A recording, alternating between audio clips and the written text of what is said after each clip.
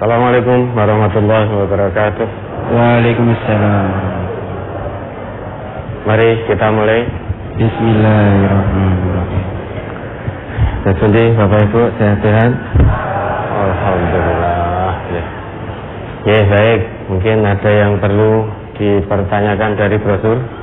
Halaman 8. An Ibnu Umar qala Rasulullah sallallahu alaihi wasallam wa'istu baina yadis sa'ati bisayfi hatta yu'badallahu la syarika lahu wa ju'ila rizqi tahta zilli rumhi wa ju'ila zillatu wastigharu ala man khalafa amri wa man tashabbaha biqaumin fahuwa minhum. Rawahu Ahmad.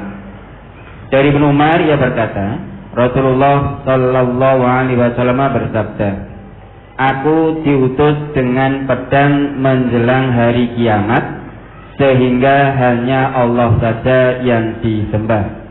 Tidak ada sekutu baginya. Dijadikan rizkiku di bawah bayangan tombakku, dan dijadikan kehinaan dan kerendahan bagi siapa saja yang menyelisihi urusanku. Barang siapa yang menyerupai suatu kaum, maka ia termasuk golongan mereka. Hadis riwayat Ahmad.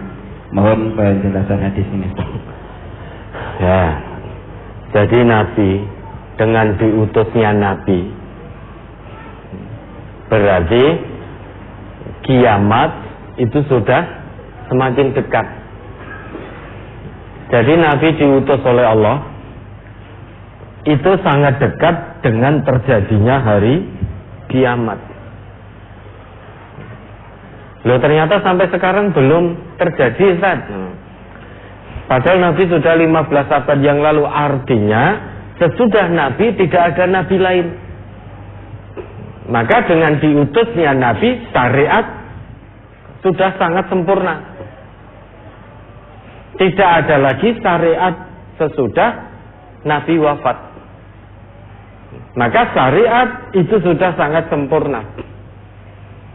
Artinya, kalau syariat sudah sangat sempurna, tidak akan turun wahyu lagi. Itu berarti kiamat sudah semakin dekat. Dan pada waktu itu, Nabi diutus dengan pedang. Maksudnya apa?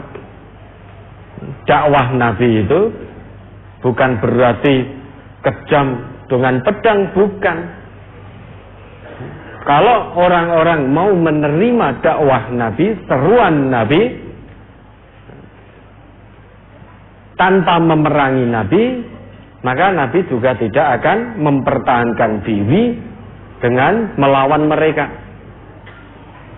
Tetapi kalau mereka tidak mau menerima seruan Nabi, kemudian memerangi Nabi, dan orang-orang yang mengikuti Nabi, maka Nabi diizinkan oleh Allah melawan mereka dengan pedang, dengan tombak. Kenapa? Karena kalau tidak melawan, Nabi yang akan terbunuh. Tetapi bagi orang-orang yang menolak seruan Nabi dan tidak menentang Nabi, dalam arti tidak memerangi Nabi, itu masuk dalam kafir zimmi, dilindungi, kafir yang dilindungi. Namun jika mereka menolak seruan Nabi, agama tauhid ini, karena setiap Nabi, setiap Rasul yang diutus oleh Allah, itu inti seruannya sama, ani'budullah wajtanibut taghut. Walaqad ba'atsna fi kulli ummatir rasulah. Dan telah kami utus pada tiap-tiap umat seorang rasul. Inti seruannya sama. Jadi bukan baru terjadi di zaman Nabi Muhammad saja. Sebelum Nabi Muhammad, semua Rasul Allah diutus oleh Allah dengan inti seruan yang sama. Ani'budullah wajtanibut taghut. Sembahlah Allah dan jauhi taghut. Intinya, seruan untuk mengesahkan Allah, untuk tunduk patuh pada agama tauhid. Kalau mereka tidak menjawab dan tidak memerangi Nabi, maka itu masuk dalam kafir dhimmi, dilindungi, tidak boleh disentuh. Namun jika mereka menolak dan memerangi Nabi beserta orang-orang yang bersama beliau, maka turun perintah dari Allah, jangan mundur satu langkah pun, angkat pedang, angkat tombak, lawan mereka. Dan Nabi itu diutus oleh Allah bukan untuk ngumpul-ngumpulkan dunia. Nabi itu diutus oleh Allah, semua rasul diutus oleh Allah bukan untuk mencari harta kekayaan dunia sehingga waktunya habis untuk dunia, bukan itu. Nabi diutus itu untuk menyebarkan agama Allah. Nah, dari mana rezeki Nabi? Secara basyariah, Nabi itu manusia biasa seperti kita. Beliau juga butuh makan, butuh minum. Rezeki beliau dari mana? Tahta zilli rumhi. Itu pengakuan beliau, di bawah bayang-bayang tombakku. Artinya dari harta rampasan perang itu khusus dari Allah, diizinkan untuk nabinya. Coba diingat itu Quran surat Al-Anfal ayat 69.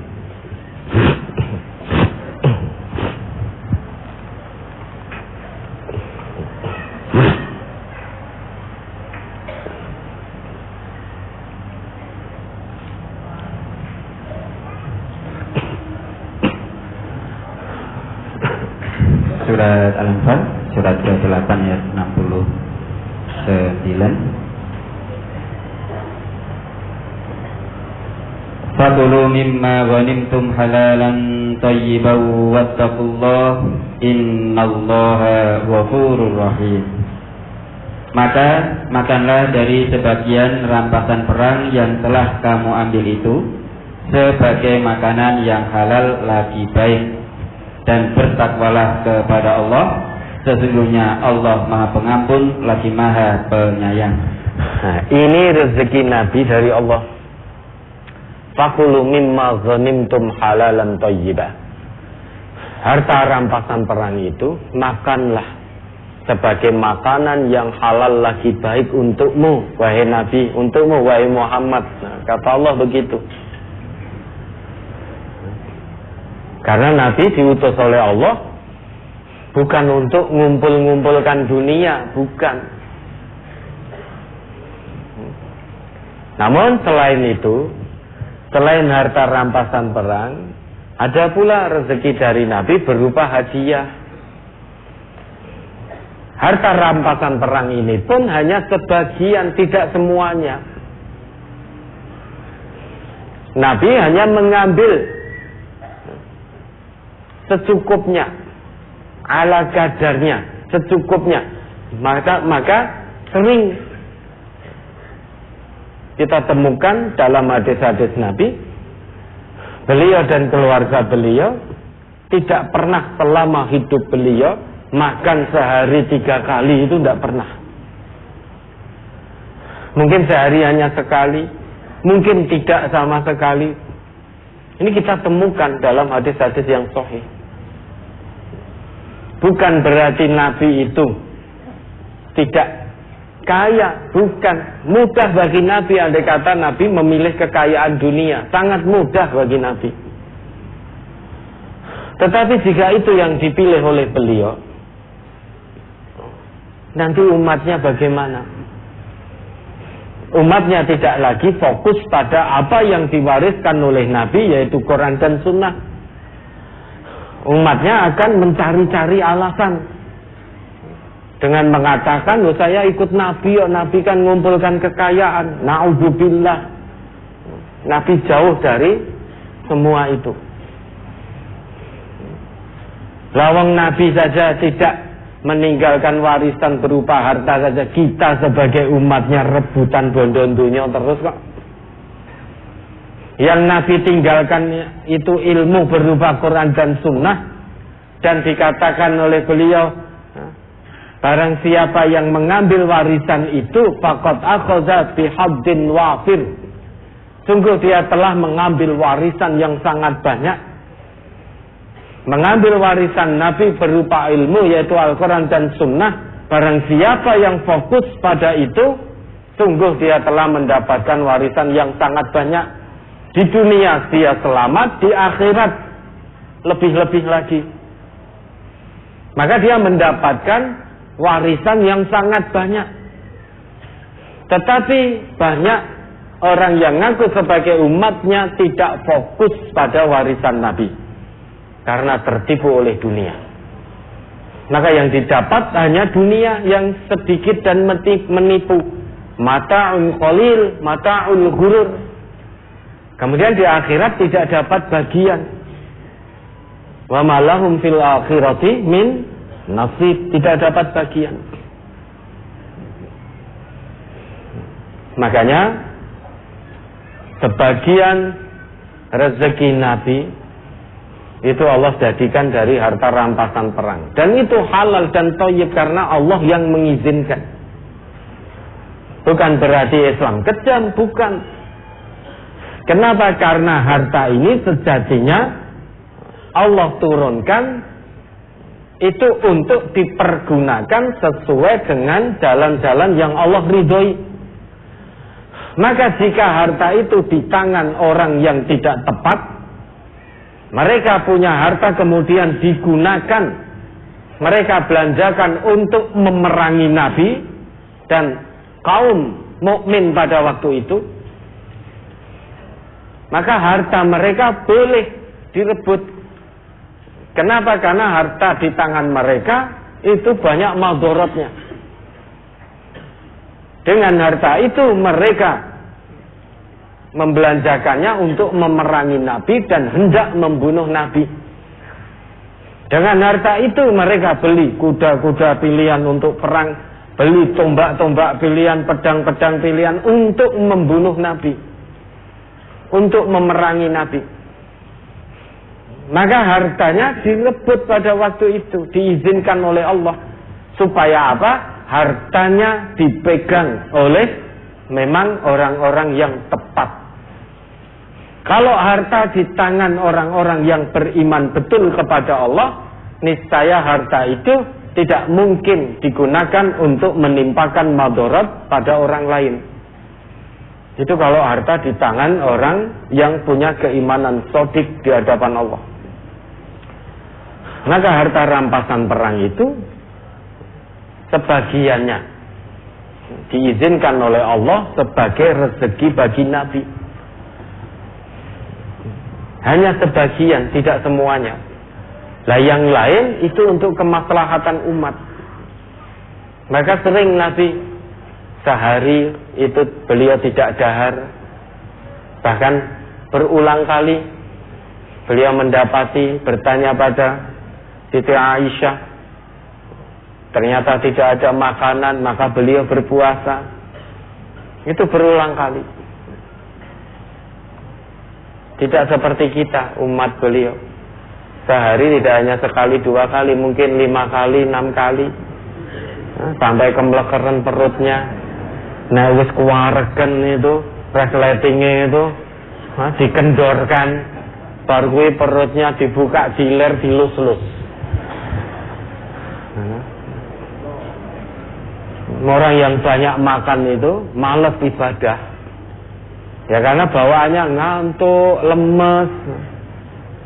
Kalau dulu Nabi itu beliau dahar itu untuk energi, nutrisi yang masuk untuk energi. Energi ini untuk mendekat pada Allah, untuk sungguh-sungguh di jalan Allah. Nah, kalau kita kan tidak. Kita banyak makan, bukan energi lagi yang muncul, bukan energi ibadah yang muncul, tapi energi untuk tidur.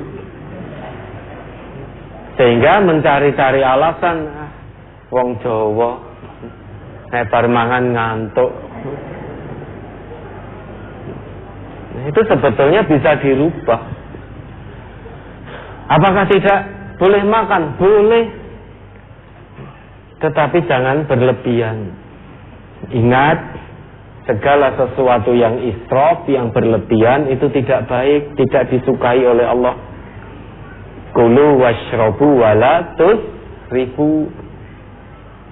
Makanlah, minumlah, jangan berlebih-lebihan. Innallaha la yuhibbul musrifin. Sesungguhnya Allah tidak mencintai hamba-hambanya yang israf dalam makan dan minum. Kalau toh memang zatnya halal, tetapi ingat, tidak hanya halal saja, thayyib tidak bagi tubuhnya. Kan perintahnya, ya ayuhan nas kulu mimma fil ardi halalan thayyiban. Makanlah, minumlah makanlah apa yang di bumi secara halal, zatnya halal, cara memperolehnya thayyib, yang masuk ke tubuhnya juga thayyib. Meski zatnya halal, namun jika makanan itu tidak thayyib karena kebetulan dia sedang diuji oleh Allah dengan satu penyakit, kalau itu icip-icip bendino, ya, misalkan orang yang punya kolesterol tinggi, makan cengkleng dan lain sebagainya, halal itu. Oh ya, mung tombo pengin tapi tiap hari, ya, tak piring, rong piring tombo pengin, nek pas pengin tok, padahal tiap hari pengin, maka dia memasukkan sesuatu ke tubuhnya yang tidak thayyib, tidak baik, dan itu israf, berlebih-lebihan, karena memasukkan sesuatu yang tidak baik. Kalau hanya tombo pengen mungkin sekali, kemudian sebulan lagi kepengen, itu tidak masalah. Tapi kalau setiap saat, maka itu tidak thayyib, itu israf jadinya. Kalau israf, innallaha la yuhibbul musrifin, maka jangan, bukan halal. Halal itu untuk dinikmati. Ini pola pikir yang kurang pas. Berarti dia menghentikan ayat kulu washrobu titik, kan itu, makanlah dan minumlah. Padahal ayatnya berlanjut wala tusrifu, jangan berlebih-lebihan. Lah piye wong enak. Itu yang membedakan orang Islam dulu dengan sekarang. Kalau dulu itu makan ya hanya untuk kebutuhan energi untuk ibadah. Maka kan ada itu yang pernah kita dengar, berhenti makan sebelum kenyang. Bukan berarti lantas makan kemudian masih terus kita hentikan, bukan. Tetapi ambil makanan itu sesuai porsinya. Meskipun lauknya sangat menggoda selera, jangan tak rice cooker dintek ke dewi. Itu namanya berlebih-lebihan, tak ceting dihabiskan sendiri. Wah, sambal pete, ikan asin wis ngentek-ngentek ke sego. Akhirnya yang lain tidak kebagian nasinya. Artinya meskipun lauknya enak, tetap diukur kadar isi perutnya. Kan sepertiga untuk makanan, sepertiga untuk air, sepertiga untuk udara. Maka umat Nabi Muhammad saat ini banyak yang sakit. Banyak yang sakit sebab makanan. Sebab makanan. Maka ya wajar, semakin kesini usia manusia semakin pendek. Semakin pendek. Ya. Nah, tapi tidak dengan Nabi dan para sahabat-sahabat beliau dulu. Jadi dahar itu biar ada energi untuk ibadah kepada Allah. Lah kita makan untuk ngantuk sekarang. Makan untuk ngantuk. Beliau dulu tidak ada makanan, maka terus berpuasa. Kita tanya istri kita nggak ada makanan, ngamuk. Oh, bocoran genah. Bantingi piring, bantingi ini. Bedanya itu. Ngamuk, Bu. Ini sarapannya apa? Mboten enten niku. Karena suaminya nggak memberi uang. Nggak memberi uang, mboten enten. Terus ngamuk-ngamuk. Nah, para istri nggih ibu-ibu, kalau suaminya ngamuk jenengan tidak diberi uang belanja. Jenengan jawab saja, kalau jenengan memberi uang belanja, ya ini ada sarapan Mas. Kalau tidak diberi, misal hanya diberi sedikit, ya ditakke sesuai itu. Nggih niku sarapannya nasi sama karak misalkan. Sarapannya apa? Bu, apa Dik niku? Diambilkan. Lah kok mung segoro karak? Mboten napa-napa. Lah kan diberi hanya 5.000 misalkan. Nggih niku dapatnya. Lah iki seret nggih, dicuri banyu putih nek ada duduwe kan itu. Kemudian wa ju'ila dhillatu wastigharu 'ala man khalafa amri. Dijadikan kehinaan, kerendahan itu bagi siapapun, sifatnya umum, siapapun yang menyelisih Nabi. Jadi kalau ada orang, siapapun dia, menyelisih Nabi dalam praktek-praktek ibadah, praktek agama, maka waju'ilad dhillatu wastighar, dijadikan kehinaan, kerendahan ala man khalafa amri. Siapapun orangnya, kalau dia menyelisih Nabi, maka kehinaan, kerendahan siap-siap dia terima di hadapan Allah. Wa man tasyabbaha biqaumin fahuwa minhum. Barang siapa yang menyerupai satu kaum, maka dia bagian dari kaum itu.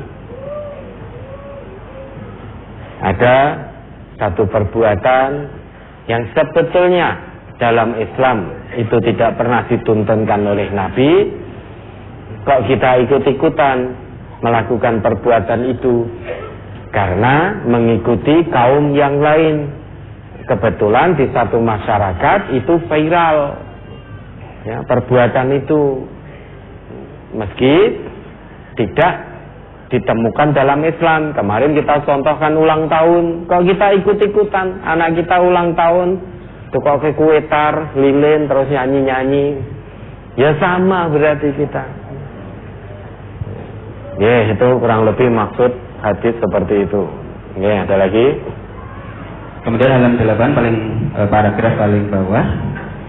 Sesungguhnya tasyabuh atau meniru gaya orang kafir secara lahiriah mewariskan kecintaan dan kesetiaan dalam batin. Begitu pula kecintaan dalam batin mewariskan tasyabuh secara lahiriah. Mohon penjelasan pernyataan ini, Ustaz. Nah, ini sudah sangat bisa dipahami. Misalkan orang itu menyukai seseorang atau satu kaum.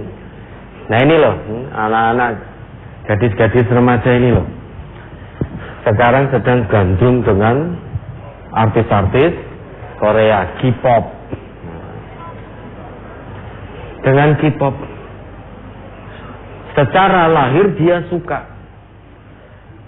Tanpa disadari itu akan menguasai batinnya sedikit demi sedikit. Maksudnya bagaimana? Apapun yang keluar dari idolanya itu, meski salah, menyimpang dari Quran dan Sunnah, dia tetap membela. Bahkan dia akan membabi buta melakukan pembelaan. Idolanya melakukan satu perbuatan yang tidak dibenarkan oleh agama, meskipun memang tidak terikat oleh agama Islam, bukan orang Islam. Namun orang-orang Islam ini yang menjadi penggemarnya membabi buta, pertama dia suka dulu secara lahir, lama-lama akan menguasai batinnya sampai idolanya itu melakukan pelanggaran-pelanggaran norma-norma sosial misalkan, bukan norma-norma agama karena memang bukan orang Islam. Misalkan dia memukul perempuan, ini itu dan lain sebagainya, penggemarnya akan membabi buta melakukan pembelaan, sehingga apa yang dilakukan oleh idolanya selalu dianggap pasti benar, sehingga batinnya sudah terkuasai. Dan orang-orang yang seperti ini bisa dipastikan jauh dari kitab suci. Satu hari ada 24 jam. Dia untuk nonton idolanya sehari berapa jam? Melalui HP-nya, melalui internet itu. Untuk membuka mushaf berapa detik dalam satu hari? Untuk nonton K-pop itu, artis-artis Korea itu berapa jam dalam sehari? Untuk membuka mushaf, petunjuk hidup yang akan menyelamatkan dunia dan akhirat, berapa detik coba? Ingat perbandingannya jam dan detik. Kalau untuk melihat idolanya betah berjam-jam, mungkin sampai lupa makan. Dan sholatnya di akhir-akhir waktu. Tetapi untuk mentadaburi kitab suci ini yang akan menyelamatkan hidupnya dunia akhirat, itu tidak sempat. Jangankan setengah jam, mungkin 5 detik saja tidak pernah, karena tidak pernah dibuka. Maka hatinya akan gersang. Hatinya akan gersang gara-gara mencintai seseorang sebagai idolanya dengan membabi buta, zahiran wa batinan. Beda kalau idola kita Nabi Muhammad, maka akan terus kita buka-buka tuntunan beliau, apa yang menjadi warisan beliau. Terus kita buka, maka akan semakin dekat dengan Allah, semakin dekat dengan Allah, hati kita semakin hidup, semakin tenang. Ya, ada lagi?